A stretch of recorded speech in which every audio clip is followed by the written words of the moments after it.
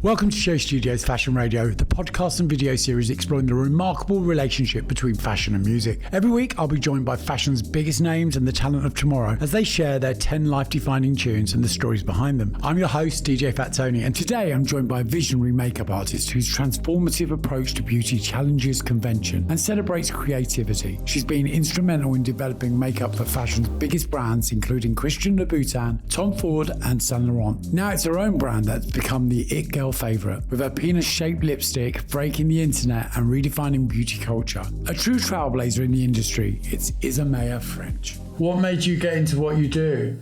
Oh gosh, what made me get into it? Well, I went to St Martin's and I joined the Theo Adams company. I don't know if you're familiar with Theo. Yeah, I am. So I had this kind of I was doing product design, which is sort of very, very technical and boring. Is that what you were studying? Yeah, like industrial design. Yeah. And that's why I left as well, because it was all, it was like 3D rendering and I am an ADHD person and I don't have an eye for detail. Yeah. And then on the other side, I was doing this mad shit with Theo, where it was performance art and traveling to Japan and all these incredible characters. Amazing, yeah. And so I thought, oh my God, I've got to get out of this university course. It's just like I'm just going to go and sort of jump off a ledge if I have to keep doing this. So I took a year out and got into kids' face painting because I didn't want to work in a bar. I read that earlier and I loved that. I was like, oh my God, that's such a cool way of moving into a creative industry that you've not known before. Just to suddenly love doing children's faces. Well, I think it was that in itself was a kind of accidental because I'd studied art and my sister was like, oh, can you do art? My kids have got a school fete. And I was like, sure, whatever. And then I was like, I'm really fucking good at this. I can whack out Spider-Man in 3 seconds. That's what it became. And do you know what? I ended up becoming one of the kind of premier face painters for all the wealthy people in the Bishop's Avenue and Hampstead and all of that. So, I was doing like Jerry Halliwell's daughter's birthday and the guy from Coldplay and then the Azerbaijan princess on the Bishop's Avenue and this stupid little fairy dress that I had to put on because I was with an agency. And then through Theo, Matthew Stone asked me to do some body painting for ID magazine. Yeah. And then that's the moment I was like, oh. It's like asking a madman, okay, I want to be a makeup artist, but how do I get there? And they go, right, what you do is you go to St Martin's and do industrial design and then you move on to children's face paint. Yeah. And then you hang out on the Bishop's Avenue in a fairy dress. With Theo Adams. Yeah. Yeah. It's kind of mad, isn't it, how we do? Yeah, but it just sort of ended up, I suppose, refining it, went backwards from doing like really crazy mad stuff. The St Martin's thing I think made me not, because I then didn't have this kind of technical makeup background either. So I was happy to chuck Lego on a face or, get into prosthetics. I wasn't precious about the makeup, which I think was great for the beginning because then it meant that the makeup looked very different to what was already out there. Yeah. So it's actually been sort of refining as opposed to starting out with the technical stuff. Yeah. It's like me when I started DJing, it wasn't a job that I wanted to do. It was something I fell into. Oh. So there was never that desire to want to play music. It was something that I thought, well, fuck you, I'm going to show you how I can do it. And it's been exactly the same thing. It's been refining it ever since. It's that thing somebody said about when you have imposter syndrome. You have imposter syndrome because you've got such a natural ability. You think this is too easy. I didn't have to really work to get here. What's the catch? But that's like you with music or when I'm sitting at the right end of the plane and I think to myself, God, they're all looking at me like I'm a tramp. I don't belong up here. I still do it to this day. Or when I get off the plane, everyone's going to hate the music I play. Always. It's never like, oh my God, I'm flying. I know exactly what you mean by that. It's like, but actually the natural ability is always there. But I know exactly what you mean about, of course, there's an element of gratitude and all the rest of it. But, it is that kind of, it's a job as well, isn't it? I was reading the bio and the list of people that you've worked with and work with, not worked with, because you still work with them. And, it's endless. It's incredible. Global makeup ambassador for Christian Louboutin, previously as a global beauty director at Burberry. It goes on and on and on and on. Which is, how many years have you been doing it?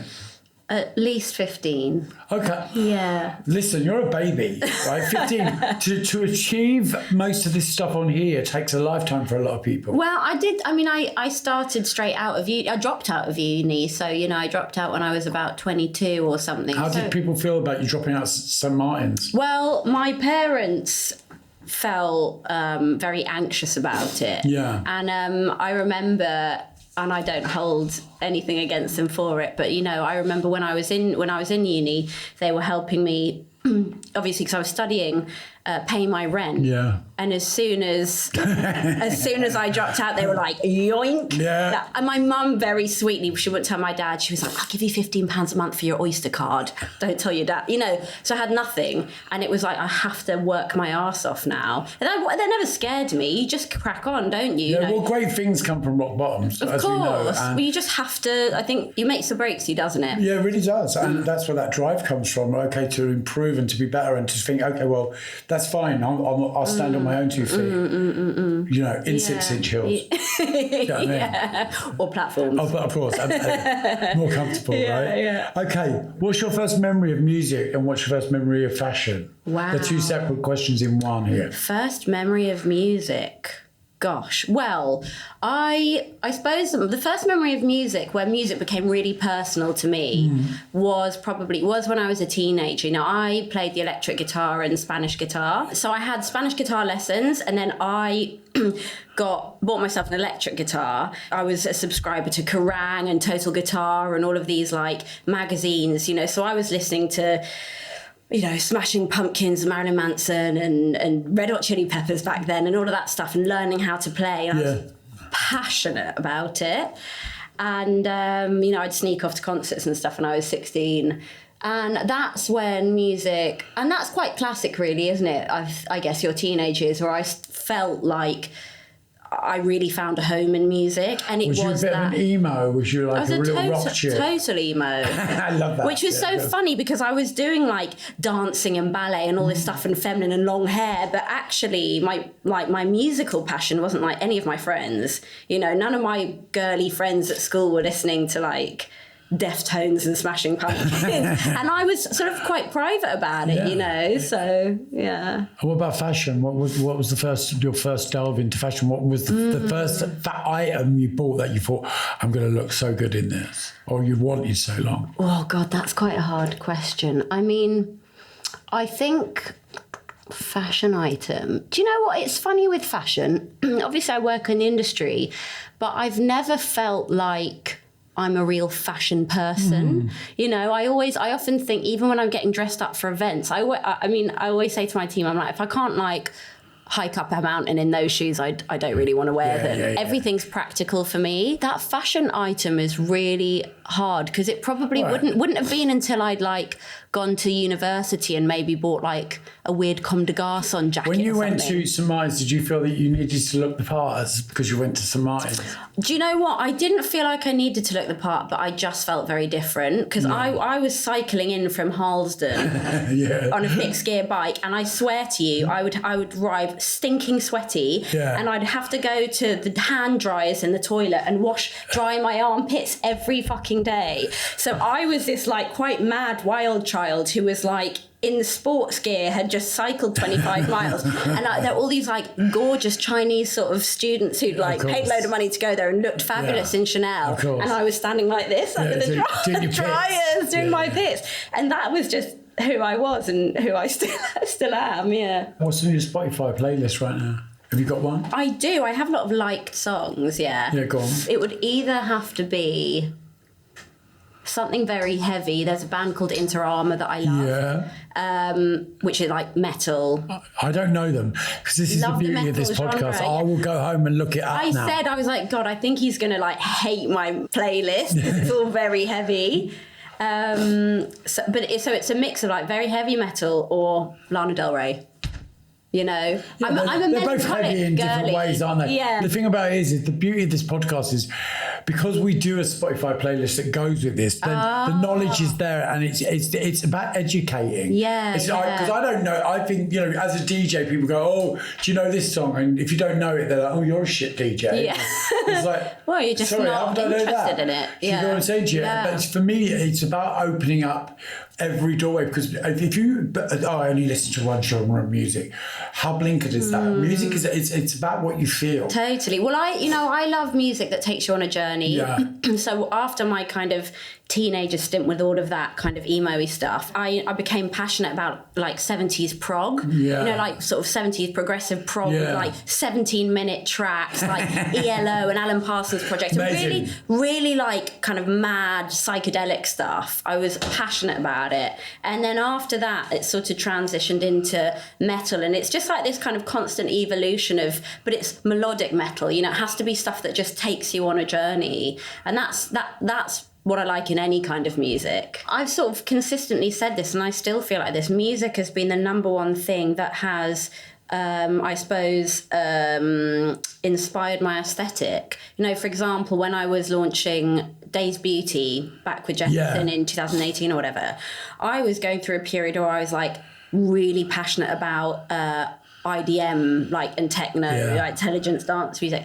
I'm passionate about it, and through that passion, I started working with like 3D artists who were doing album covers, and Jesse Kander, and like all of these amazing people from that world that just totally channeled that vision of that music genre. And I remember feeling like that summer after I'd launched it was like so magical, because it was such a like an audio visual experience and world that I'd built. Do you know what I mean? So the essence of Days Beauty is like techno music, and a bit of prog as well, maybe in there. But it's fundamental to my practice, for sure. It's funny you mentioned Jefferson then, because I was looking at you a minute ago thinking you actually really look like Lila. There's something about you that Really? What a compliment. Eyes. Your eyes remind me of Lila. What compliment. Well, she's gorgeous. Thank you. Of course. But you got a touch of the Lilas. And I was sitting there thinking that, and then you said Jefferson. How funny. Bless Jefferson. Okay, if there's one track you had to listen to all day long, what would it be? Funnily enough, do you know that track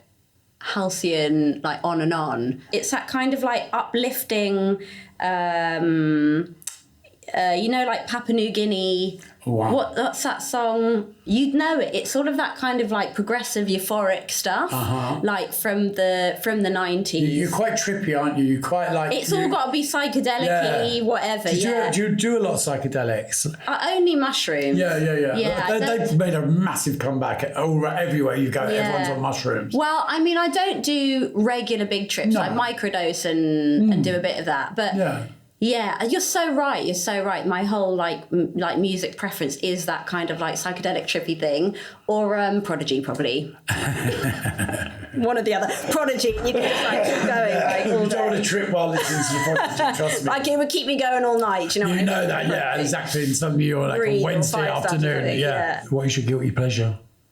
Guilty pleasure with music. Oh God, probably is someone like Lana Del Rey, you know. Guilty pleasure. I mean, I don't know why I'd feel like guilty listening to her, but I mean, she's just a fucking genius. She's such a genius, I think, you know, with the whole kind of like world building and that weird sort of Americana meets sad girl meets like, you know, swears in her music, and it's so highly relatable. I think she's really incredible, actually.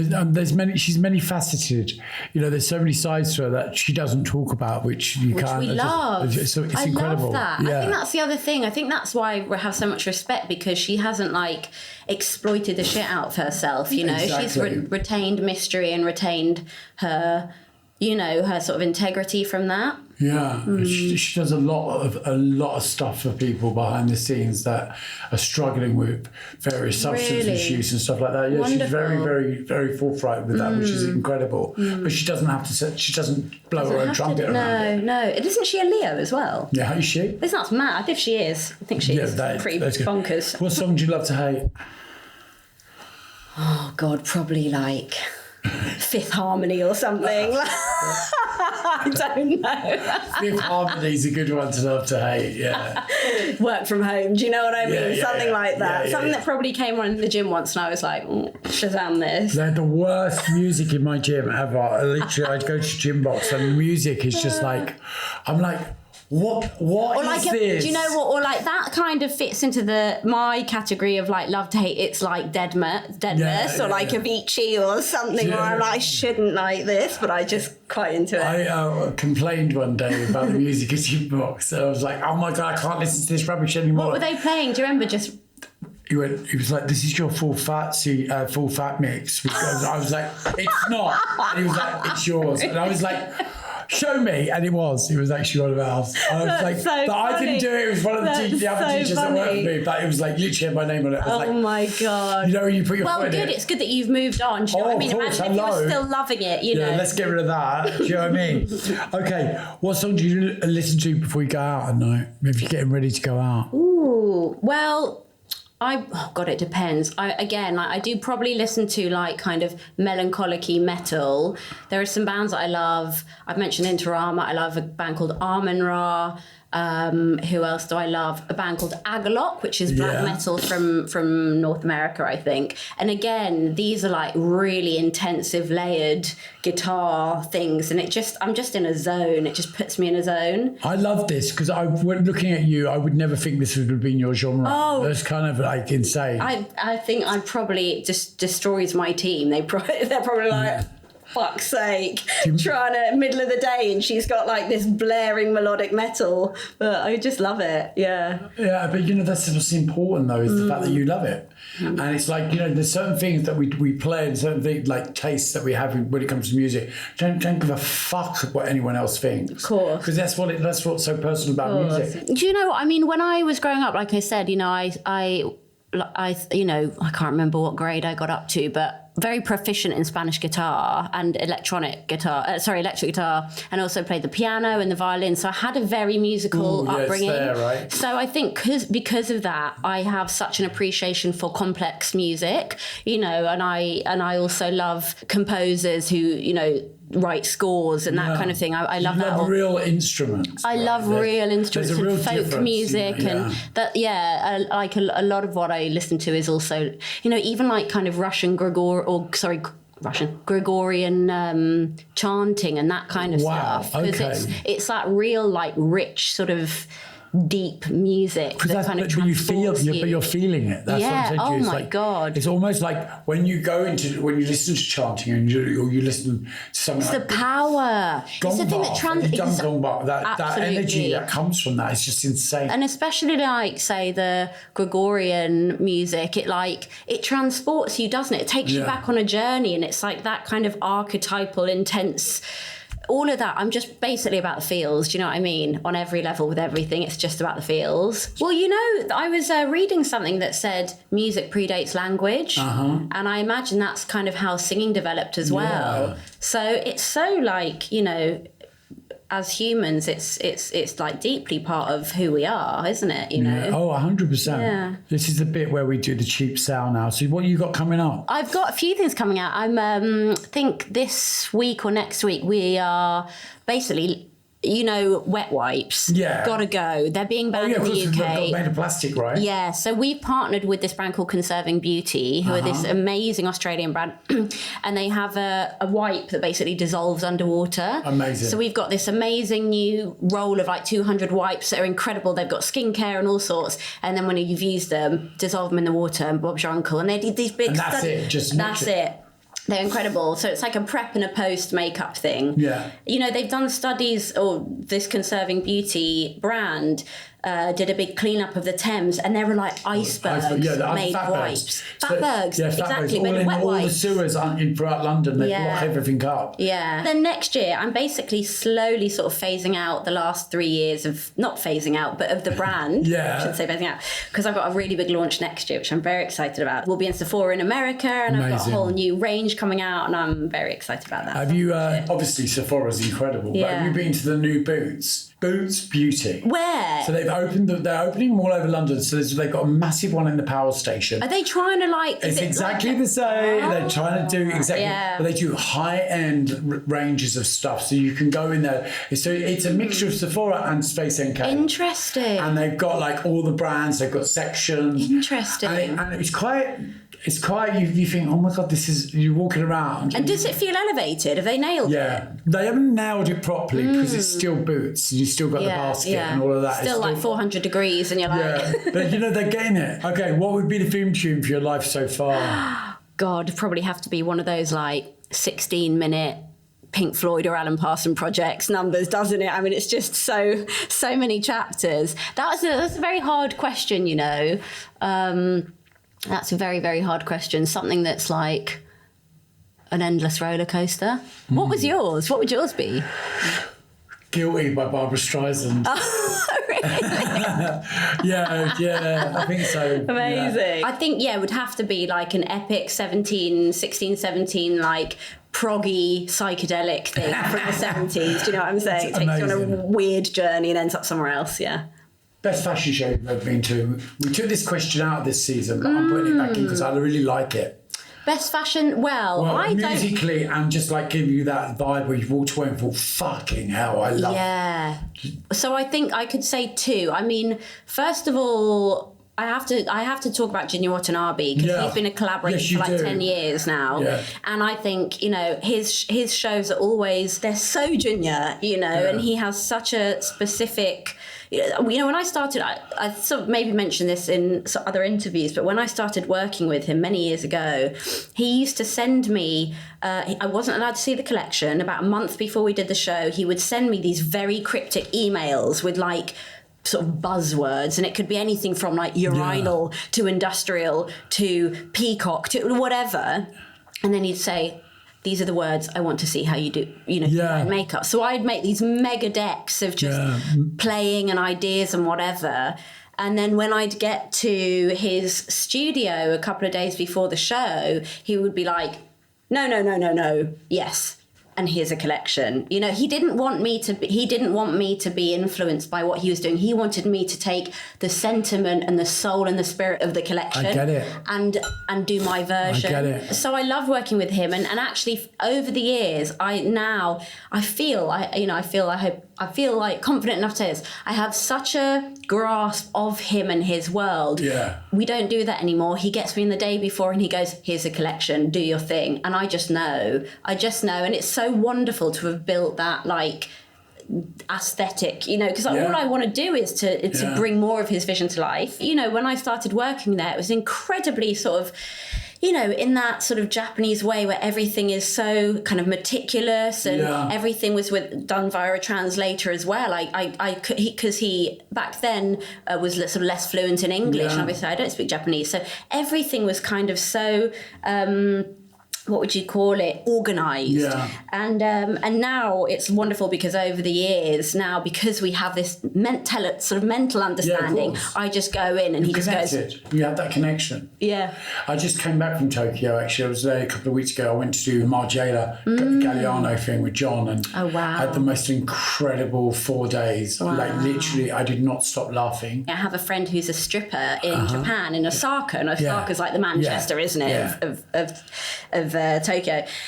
And she was like, she invited me to go and see her show. And at the time, with my ex-boyfriend now, we went to see her show, which was one of those sort of weird, like city men clubs on the 27th floor. And it was really weird. And I remember walking in to this tiny sort of quite grotty strip club. And there were like 8 girls in really cheap police uniforms doing the can-can on stage. And I was like, where the fuck am I? It was just amazing. You have such weird, like, experiences in Japan. I went for dinner with my friend Gareth from Palace and his wife, and they were staying in the same hotel as me, and I just got off the plane and they were like, come for dinner.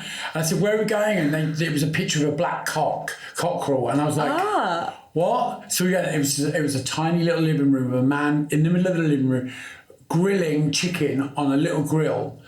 and then plates were coming. It was insane. Wow. It was insane. And then the next night, it was just even more insane. I went to this little house down down a back street for dinner with John Galliano and Lexi and the Margiela lot. I walked in there and it was like, take your shoes off and all of that stuff. And I was like, okay. And I walked in and then sitting down with John just laughing, and in walks Kanye. And do you know what I was about to say? Did you bump into Kanye? They were having dinner with us, and she was stark naked apart from snakeskin tape on her tits. And I was just two pieces of sushi. But you know what it was, right? What happened was I didn't realise it was Kanye until later in the evening, because I just thought it was a Kanye lookalike or a friend of. I just didn't register it as being Kanye because we were having these mental conversations. Wow. And he told me, he literally said to me, oh my God, man, you're insane.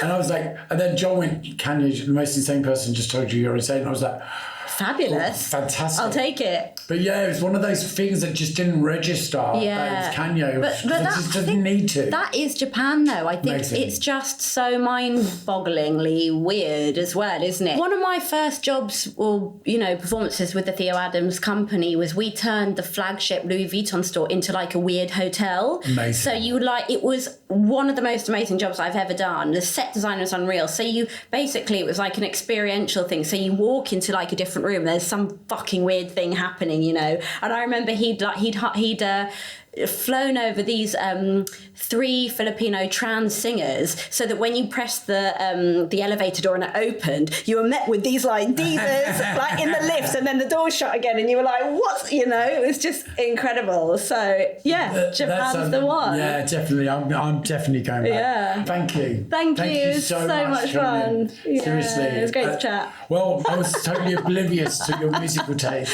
Well, there we go. That's brilliant. Do you get what I mean? You'll be like this. Oh, I'm going to listen to it all. Don't worry. Yeah, great. I'll go through your playlist. All right. Thanks so much. We love you. Thank you.